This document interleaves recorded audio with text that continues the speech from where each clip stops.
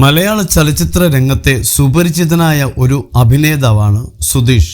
നാടക രംഗത്തു നിന്നും അഭിനയം ആരംഭിച്ച താരം അനന്തരം എന്ന സിനിമയിലൂടെ ബാലതാരമായി ചലച്ചിത്ര രംഗത്തേക്കെത്തി. മുദ്ര, വേനൽക്കിനാവുകൾ, വല്യേട്ടൻ, മണിച്ചിത്രത്താഴ്, തീവണ്ടി, 2018, ശേഷം മൈക്കിൾ ഫാത്തിമ എന്നീ സിനിമകളിലൂടെ താരം ശ്രദ്ധേയനായി. മണിച്ചിത്രത്താഴ് എന്ന ചിത്രത്തിലെ ചന്തു എന്ന കഥാപാത്രം ഇപ്പോഴും മലയാളികളുടെ മനസ്സിൽ തങ്ങി നിൽക്കുന്നുണ്ട്. അതുപോലെ ജൂഡ് ആൻ്റണി സംവിധാനം ചെയ്ത 2018 എന്ന ചിത്രത്തിൽ വെള്ളപ്പൊക്കത്തിൽ കുടുങ്ങിയ ഭിന്നശേഷിക്കാരനായ ഒരു കുട്ടിയുടെ പിതാവായി മികച്ച പ്രകടനം കാഴ്ചവെച്ചിരിക്കുകയാണ്.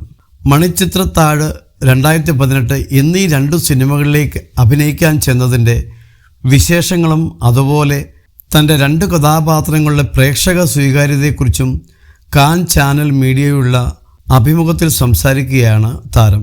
2018 അഭിനയിച്ചത് പണ്ട് ഞാൻ മണിച്ചിത്രത്താഴിൽ അഭിനയിക്കാൻ പോയതുപോലെയായി.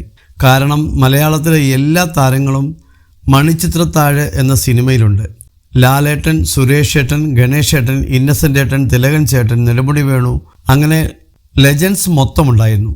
നടിമാരെ കുറിച്ച് പറയുമ്പോൾ ശോഭന ചേച്ചി, ലളിത ചേച്ചി, അങ്ങനെ ആ സിനിമയിൽ ഇല്ലാത്തതായി ആരുമില്ല.